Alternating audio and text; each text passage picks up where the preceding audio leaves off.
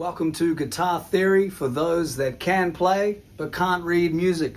My name's Lachlan, and today we're going to look at the song Never Tear Us Apart by INXS. The song starts off with the chord A minor, then to F, D minor, back to F. That's the verse chord progression. Then in the chorus it goes C, F, C, F, C, F, G. Alright, the first thing we want to do when analysing a song is work out what key is it in. And then we can identify the appropriate chord progression. So, I can see what key it's in from the chords being used, but I'll show you how I can see that. Alright, I've drawn some scales on the board up here. Here's the C major scale, going that way. F major. Then I've got their relative minors. Alright, so A minor's here, in red, easy to see, and then D minor. So think of them in pairs, C and A minor. They're a good little pair, they love each other, they share the same scale of notes. Easy way to remember, scale degree 6 is the relative minor. Look, F, D minor, number 6. They share the same chords. That means we can use the same scales when improvising a solo over each of them. We'll get to that later. But to work out what key we're in, alright, let's look at the first chord, A minor. Could be in the key of A minor, then it goes to F. Yep, could work. D minor and F. So yes, the verse could well be in the key of A minor. Then we come to the chorus. We get the C major chord. Now usually the chorus really hits home with what key we're in. So that's a better identifier. C major, because A minor is the relative of C major, it's quite clearly in the key of C major because it's introduced at the start of the chorus. This also makes the chorus stand out more, because the chord we've kind of been waiting for, the major chord, the C major, here it is introduced on the chorus. I was standing, you know that part, we'll play it later. Alright, so our chord progression, if we're going to be in the key of C major, for the verse is going to be 6, 4, 2, 4. And then when we come to the chorus, the chord progression is 1, 4, 1, 4, 1, 4, 5. And then there's a cool little refrain. We all know that bit. Now that's just on the chord of A minor. That's what I've written here. That note is A, that note is C, that's a D.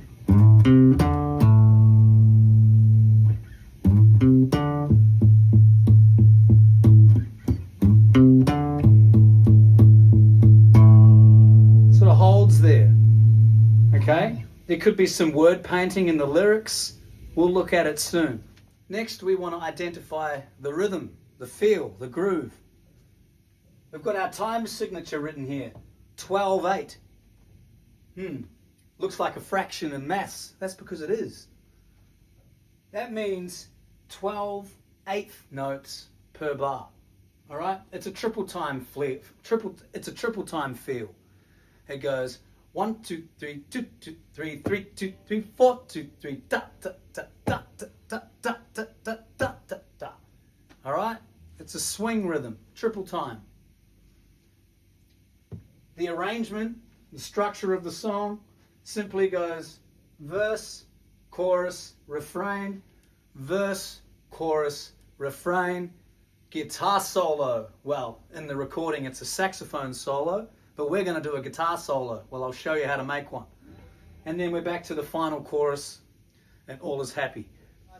Now we've determined the arrangement and the structure of the song.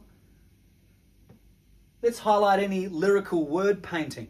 The first verse, don't ask me, what you know is true. I don't have to tell you I love your precious heart. He's basically making a statement of love, posing a question, an invitation. Probably why, boom, the home key chord C major hits on the start of the chorus. The lyric, I was standing, you were there, two worlds collided, and they could never tear us apart. Like love at first sight. All more strength to why we should have the C major home key chord introduced for the chorus. It makes that part very strong. The refrain, hanging on that A minor, that sadness, that says almost that it wasn't quite love at first sight, or maybe the viewer thought it was that case and there's still some uncertainty. That's why there's that riff. She's left him hanging right there on that note. Does it again. You know, we've all felt that feeling. Ooh, does she really like me? I don't know. Well, that's word painting right there, people, right there.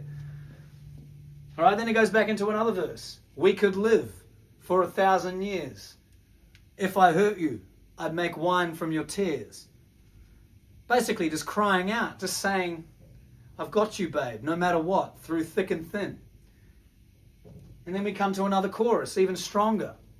It's almost like she's accepting the invitation now. She's coming in. She's falling in love too. So yeah, then we get to the grandiose saxophone solo, which we know in the movies, the saxophone symbolizes romance and even sex. So that says maybe in the song, then that's what's happening at this part. She's taken the invitation, she's accepted it. He's welcomed her in. They are sharing love and romance.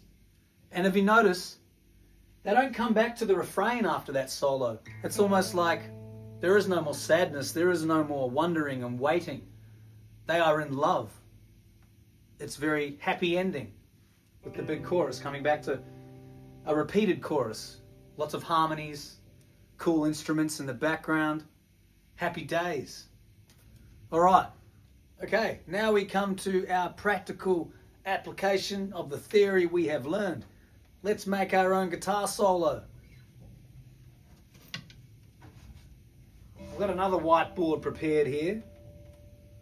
Okay, I'll first tell you the guitar solo is over the verse chord progression, not the chorus. So A minor, F, D minor, F. These are the three modes we can use on each of those chords. This would be a good time to pause the video, learn these modes, scale patterns. You'll see them on the screen here. And then come back and join me for the improvisation. So we can play for the A minor chord, A Aeolian, which is also the A pentatonic, the C major scale, or the E Phrygian. For the F chord, play F major, A Phrygian, C Mixolydian. For the D minor chord, play D Aeolian, F major, A Phrygian. And F major again, F major, A Phrygian, C Mixolydian. Now, the cool thing about this, it looks like a lot, but you don't need to actually learn all of that. You could pick a very simple way through it. So the most basic way I can see is do A Aeolian, the A minor pentatonic. Staying on A on that 5th fret, do the A Phrygian. Or you can move up to the C Mixolydian, it's not far away.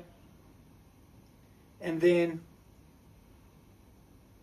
you can stay on the A Phrygian still. And yet again. So really only need to move once. We could demonstrate that.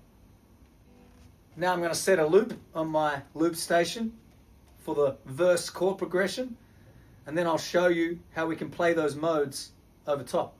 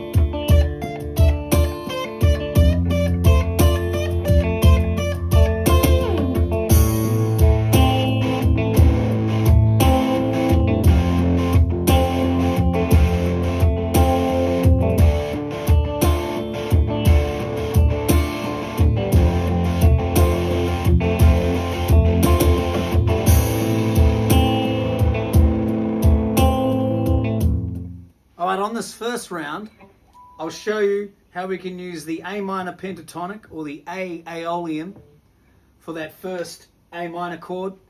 And then for the last 3 chords in the progression, we're just going to stay on the A Phrygian mode. Alright, so I'll play them both. Here's the A aeolian.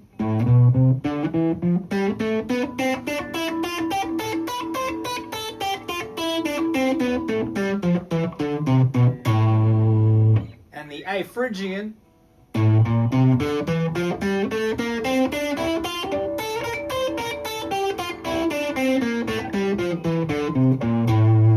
good idea is to put a metronome on and practice those, like this.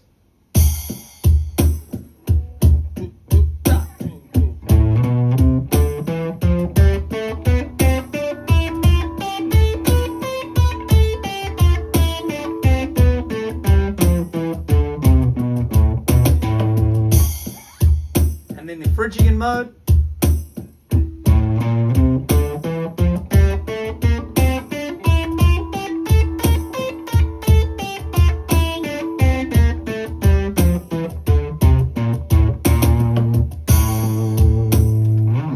Alright, I'll put the loop on and show you how we can have some fun with those.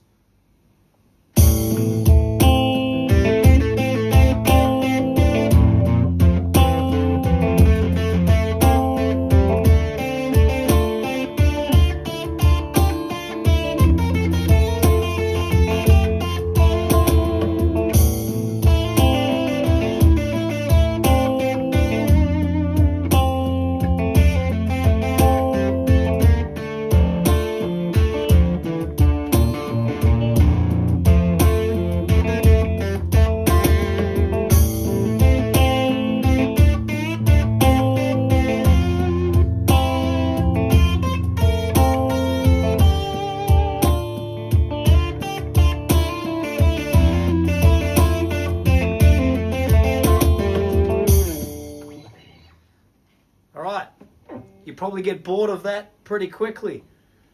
Now we're going to introduce the C mixolydian. We're going to play that over the F chord, starting on the 8th fret. Here it is.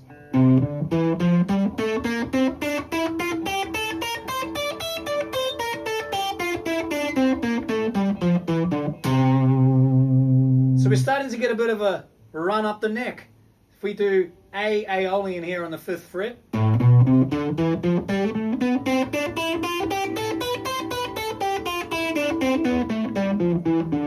we're going to move up to the C mixolydian, the 8th fret.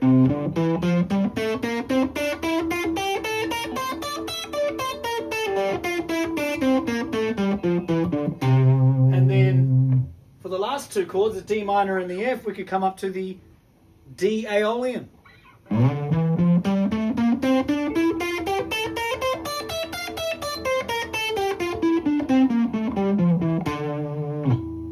Alright, and I'll extend it a little bit more for you really good gurus out there.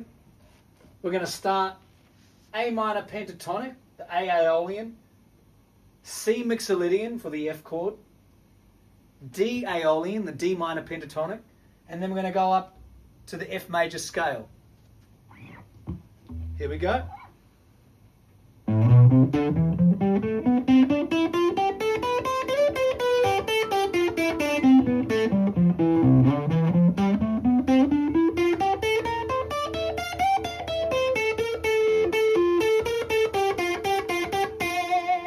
Whoa! Trust me, once you learn these patterns and just practice them over and over again like you do, you will remember them. They'll start to make sense. You'll hear it. The semitones repeat themselves. It's just the same notes, but you're going right up the neck. I'll put the loop on and show you how we can tie all that together.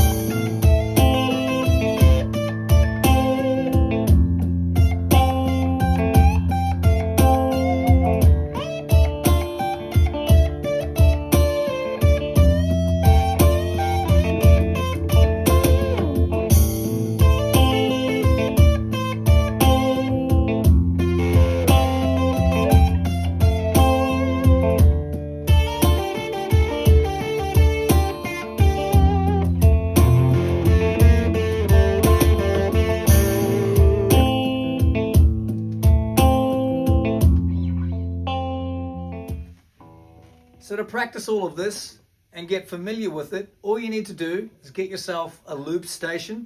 There's plenty of models on the market. I personally really like the Boss RC600.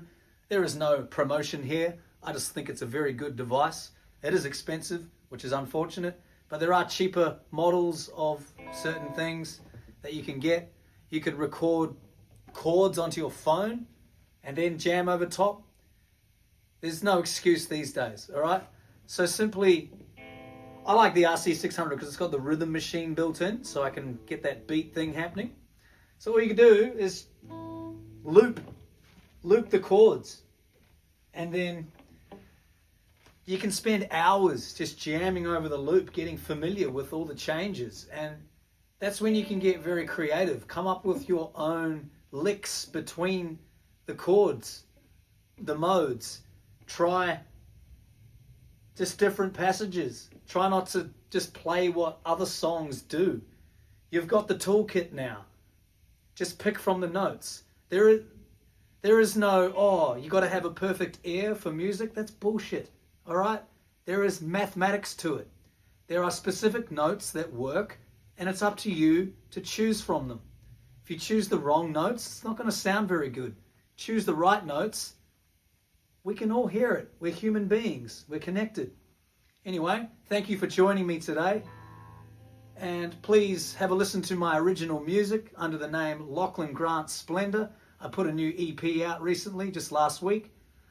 Please give it some streams, some love, all of that good stuff.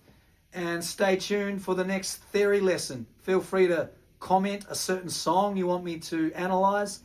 I'll do it if I think it's a good song. Thank you.